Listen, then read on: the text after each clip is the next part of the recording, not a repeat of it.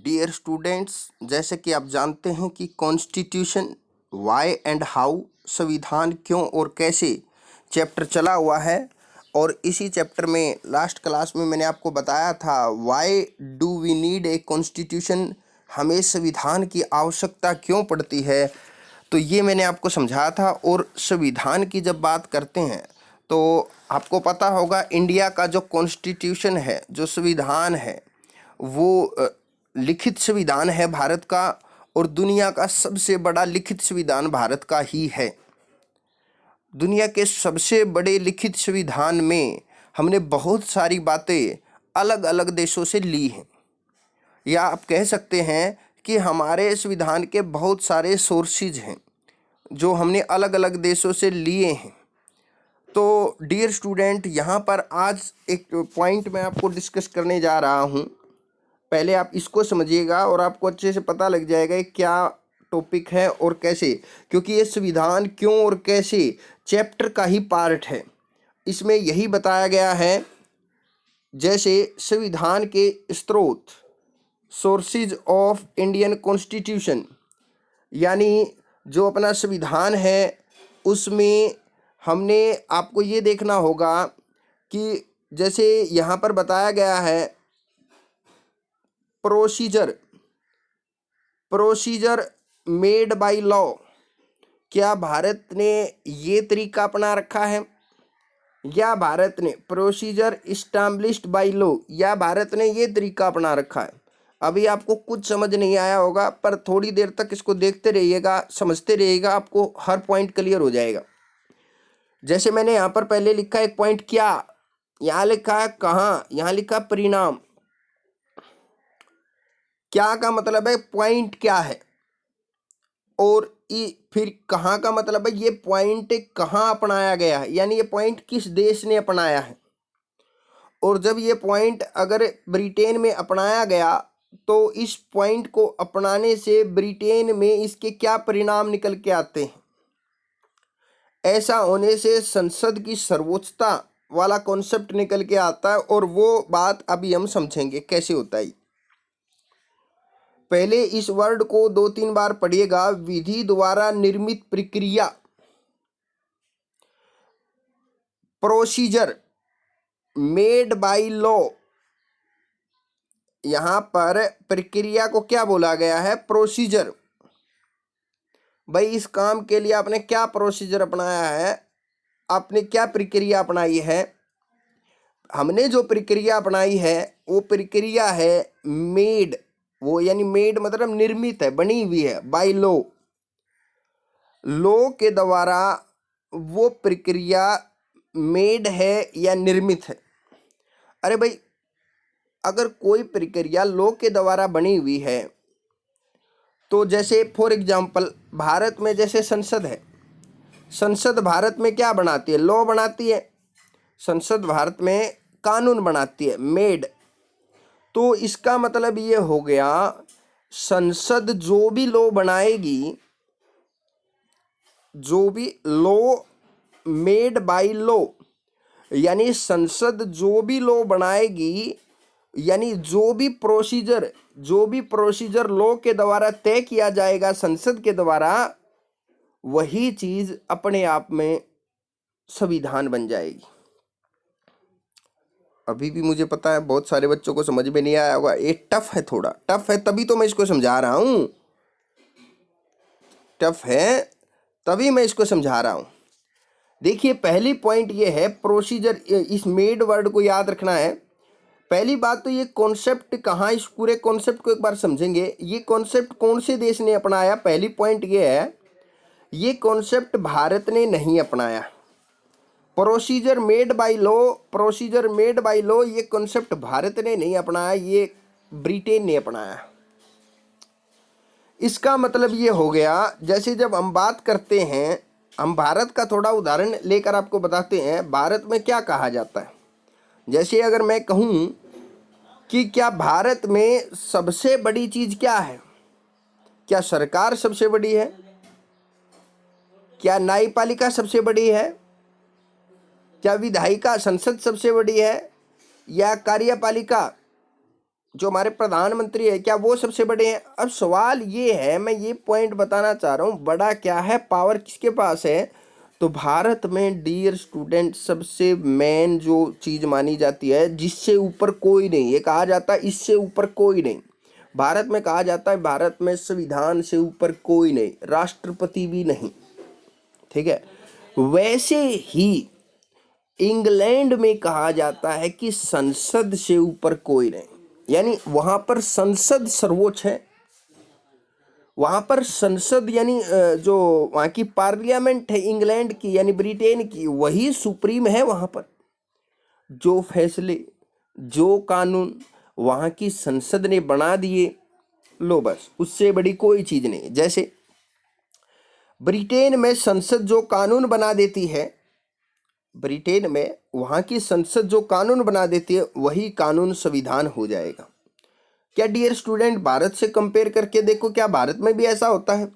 मान लो कि भारत में संसद में बैठे हुए नेताओं ने कोई कानून बना दिया और वो कानून मान लो गलत है, तो एक बात बताइए, क्या वो कानून रद्द नहीं किया जा सकता? किया जा सकता है। वो कानून जो संसद में बना है, उस कानून को भी रद्द किया जा सकता है। आप बोलेंगे हाँ सर, उस कानून को रद्द किया जा सकता है और उस कानून को न्यायपालिका रद्द कर सकती है। अरे ठीक है, न्यायपालिका रद्द करेगी, पर न्यायपालिका भी अपनी मर्जी से रद्द नहीं कर सकती।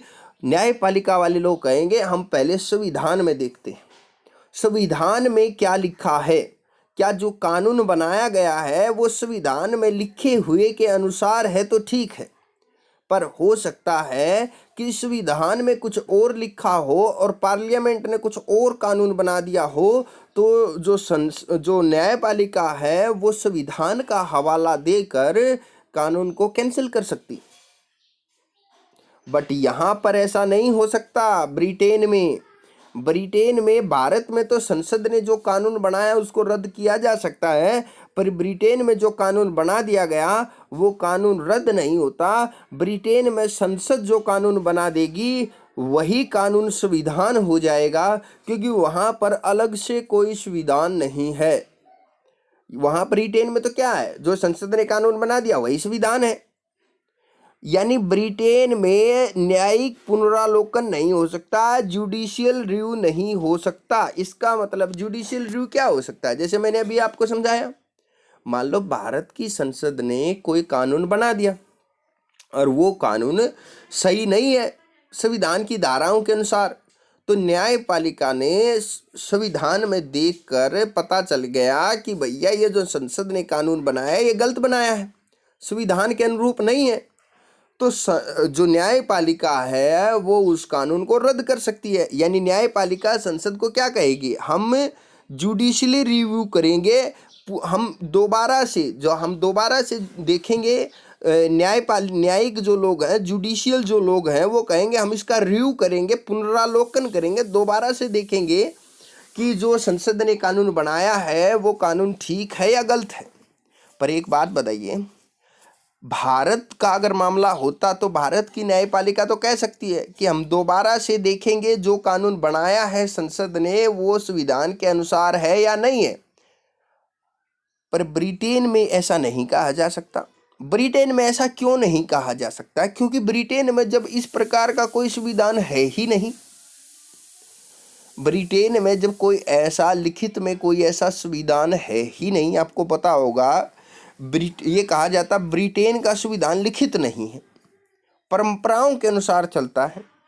तो आपके मन में यह भी विचार आएगा, जब वहां का संविधान जब परंपराओं के अनुसार चल रहा है तो फिर उसी संविधान के अनुसार क्यों पुनरावलोकन ना किया जाए?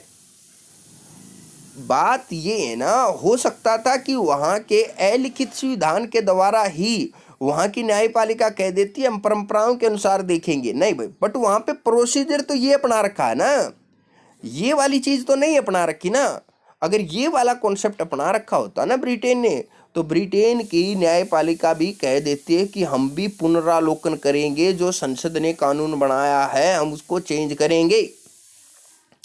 यानी इसका मतलब सीधा ये निकल के आया, ब्रिटेन की जो संसद है उसको बहुत ज़्यादा पावर है।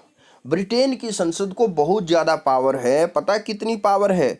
ये तरीका अपनाने के कारण प्रोसीजर मेड बाय लॉ, यानी जो लॉ के द्वारा जो प्रोसीजर मेड बनाया गया है, और वो कौन बनाता, लॉ कौन बनाएगा, संसद बनाएगी। यानी यहाँ पर क्या है, संसद की सर्वोच्चता है। यानी वहाँ पर ब्रिटेन में संसद के पास इतनी पावर है, ये कहा जाता है कि वहाँ की संसद जो सोच ले वो कर सकती है, जो कानून बनाने की सोच ले वो बना सकती है। यानी उनको कोई रोकने वाला नहीं है। भारत की संसद के पास इतनी पावर नहीं है कि जो मन में आए वही कानून बना ले। क्यों? क्योंकि भारत के पास एक संविधान है, संविधान के अनुसार ही कानून बनाने पड़ते हैं, मजबूरी है। पर यहाँ पर हमने बताया ये कॉन्सेप्ट अपनाने के कारण, जिस कॉन्सेप्ट में खुलकर कहा गया है कि संसद की सर्वोच्चता रहेगी, तो इसलिए वहाँ की संसद को बहुत ज़्यादा पावर मिल गई है। ब्रिटेन के बारे में, ब्रिटेन की संसद के बारे में कहा जाता है, ब्रिटेन की संसद के बारे में कहा जाता है, संसद महिला को पुरुष और पुरुष को महिला बनाने के अलावा सारे काम कर सकता है। यानी वहाँ के संसद के बारे में ये कहा जाता है, वहाँ का संसद बस एक काम नहीं कर सकता, बाकी सारे काम कर सकता है। वो पुरुष को महिला नहीं बना सकता और महिला को पुरुष नहीं बना सकते। आप कहेंगे ये तो सर थोड़ी सी हंसी मजाक की बात हो गई। हाँ, हो गई, हंसी मजाक के तौर पे ही कही गई बात है। इस बात को एज इट इज ना ले। इसका कहने का अर्थ ये है कि वहाँ की संसद सब कुछ कर सकती है, अपने देश के लिए वो कैसे भी किसी भी प्रकार का कानून वो बना सकती है। अब बात करते हैं हम भारत की। भारत ने कौन सा तरीका अपनाया? देखिए, भारत ने और जापान ने ये तरीका अपनाया। हालांकि जापान ने ये तरीका अपनाया हुआ था पहले से ही, फिर जापान से ये वाला पॉइंट हमने अपने संविधान में भी डाल लिया। तो वर्तमान में ये एक वाला कॉन्सेप्ट इंडिया में भी मिलेगा आपको और जापान में भी मिलेगा। तो कई बार ये पूछा जाता है संविधान की सर्वोच्चता का कॉन्सेप्ट हमने किस देश के संविधान से लिया है? तो आंसर देना पड़ेगा आपको जापान के। या फिर ये पूछ ले प्रोसीजर इस्टैब्लिश्ड बाय लॉ, वो विधि द्वारा स्थापित प्रक्रिया किस देश से ली गई है? तो भी बताना पड़ेगा जापान से ली है भारत ने। यानी इसमें ये कहा गया है कि एक बार कानून के द्वारा, एक बार विधि द्वारा एक प्रक्रिया है, वो एक बार कानून के द्वारा स्थापित कर दी गई, उसको बार बार बनाने की जरूरत नहीं है।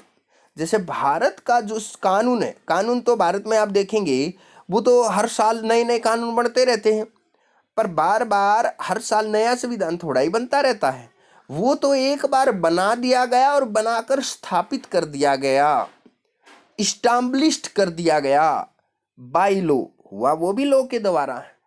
कानून के द्वारा एक बार संविधान बनाकर इस्टैब्लिश्ड कर दिया गया, यानी जो प्रोसेस है, वो प्रोसीजर जो है वो इस्टैब्लिश्ड कर दिया गया, स्थापित कर दिया गया है। तो जो प्रोसीजर इस्टैब्लिश्ड कर दिया गया है उसी को सबसे ज़्यादा पावर दी जाएगी, और इस्टैब्लिश्ड किसको किया गया है? संविधान को किया गया है।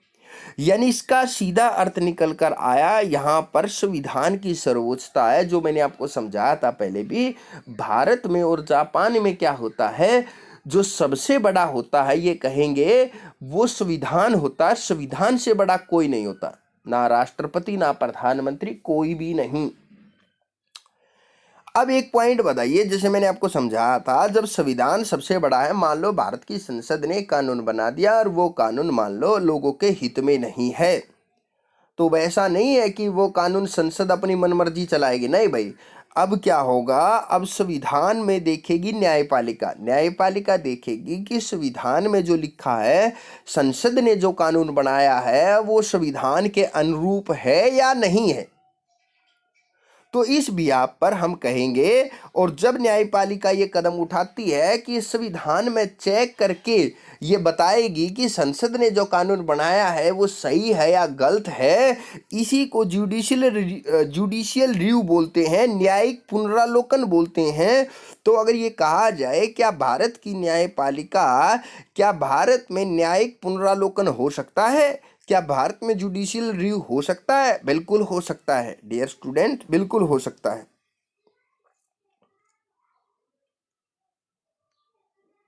अब डियर स्टूडेंट देखेंगे अमेरिका ने कौन सा कॉन्सेप्ट अपना रखा। अब हम ये देखेंगे अमेरिका में अपनाया गया है विधि की उचित प्रक्रिया, विधि की सम्यक प्रक्रिया भी जिसको हम कहते हैं, इंग्लिश में इसको बोलेंगे ड्यू प्रोसेस ऑफ लॉ। आम भाषा में इसको समझेंगे, सम्यक प्रक्रिया का मतलब होता है विवेकशील प्रक्रिया। जैसे कभी सुना होगा सम्यक ज्ञान, सम्यक दर्शन, महात्मा बुद्ध बोलते थे ऐसे, इसको समझिएगा। ये कहा जाता है जैसे भारत में तो संविधान सर्वोच्च है, जैसे मैंने बताया था ब्रिटेन में संसद सर्वोच्च है, वैसे ही अमेरिका में न्यायपालिका की सर्वोच्चता चलती है। यानी अमेरिका में जजों को बहुत ज्यादा पावर दे रखी है। कैसे? यानी न्यायाधीश का स्वविवेक, स्वविवेक ये वर्ड याद रखना, स्वविवेक, हमें अपने विवेक से देखना पड़ेगा। इसको हम समझाएंगे उदाहरण से, तब आपको समझ में आएगा।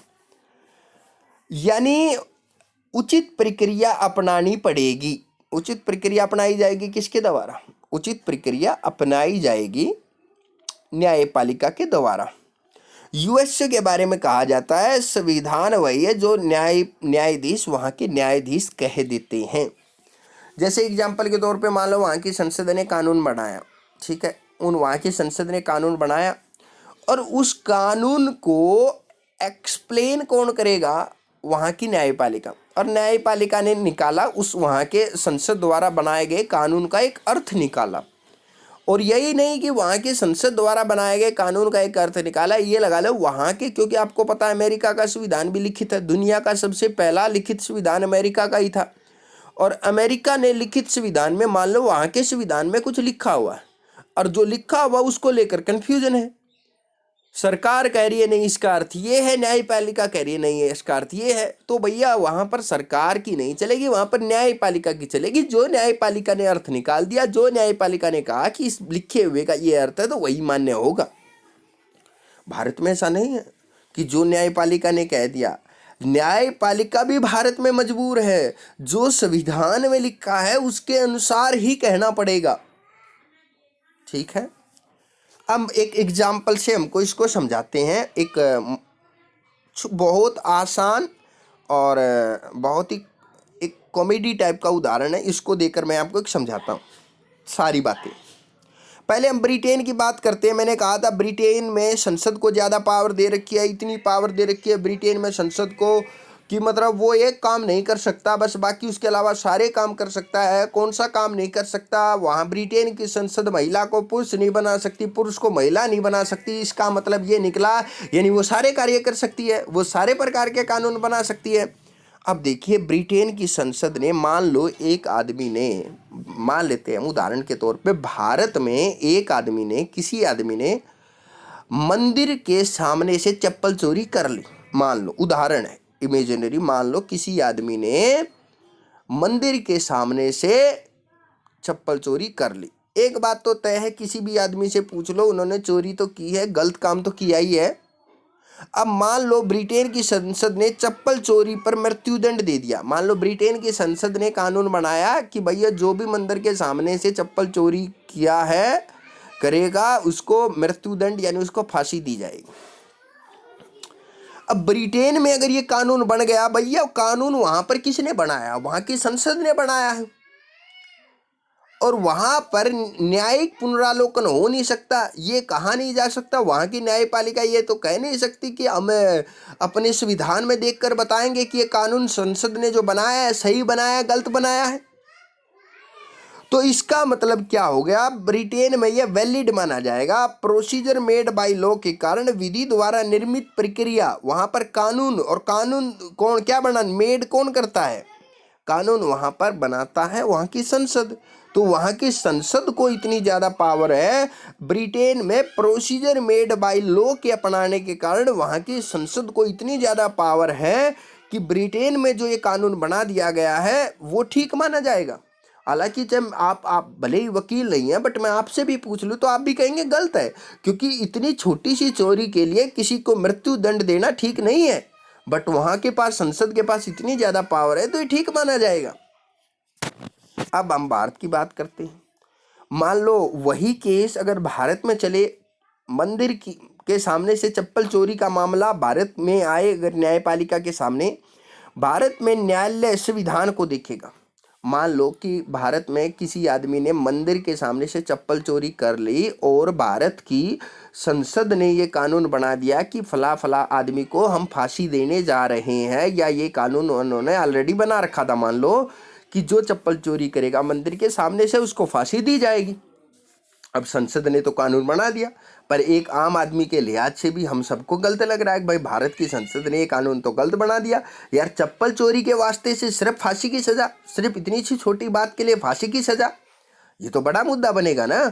तो बट होगा क्या, यहाँ पर जब ये मामला न्यायालय में जाएगा, यहाँ पर जब ये मामला न्यायालय में जाएगा, कौन सा मामला, चप्पल चोरी का ये मामला जब न्यायालय में जाएगा, तो न्यायालय वाले अपनी मर्जी से फैसला नहीं सुनाएंगे। न्यायालय वाले कहेंगे, ऐसा नहीं कि न्यायालय वाले अपनी मर्जी चलाएंगे और सीधा ही कह देंगे भाई संसद ने जो कानून बनाया वो गलत है, हम कहते नहीं भाई। भारत की न्यायालय संविधान को देखेगा, कहे भारत का जो कोर्ट है वो कहेगी भैया देखिए हमसे भी बड़ा, सबसे बड़ा भारत का संविधान है, हम देखेंगे जो कानून बनाया गया है भारत के संविधान के अनुसार संसद ने सही कानून बनाया है, गलत बनाया है।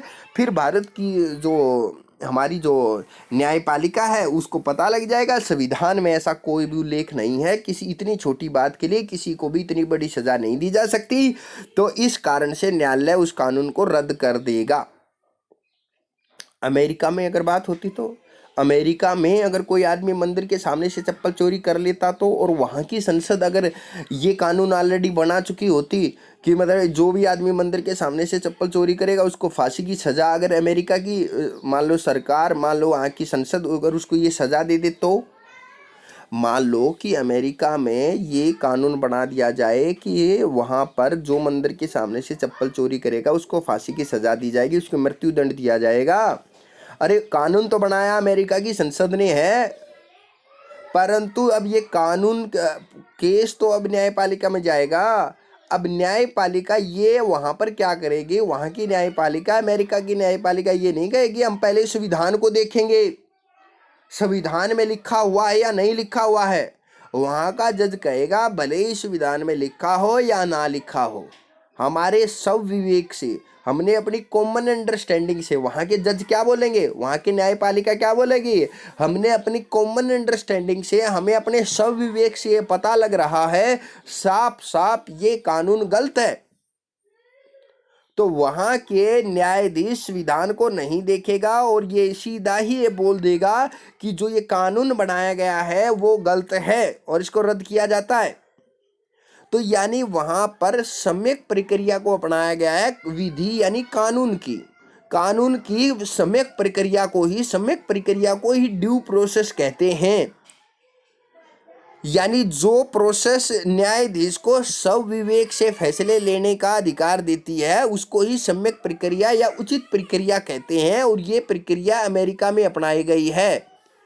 पर डियर स्टूडेंट, आप ये पॉइंट ज़रूर याद रखना, अगर हम भारत की बात करते हैं तो ये पॉइंट ज़रूर याद रखना, सबसे इम्पोर्टेंट पॉइंट आपके लिए ये है कि संविधान की सर्वोच्चता वाला कॉन्सेप्ट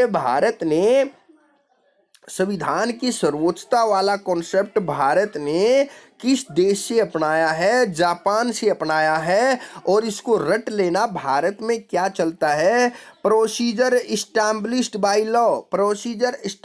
बाय लॉ यानी विधि द्वारा स्थापित प्रक्रिया, और भारत में जुडिशियल रिव्यू हो सकता है। तो डियर स्टूडेंट्स, उम्मीद करता हूँ आपको समझ में आ गया होगा। आज के लिए इतना ही, थैंक्स।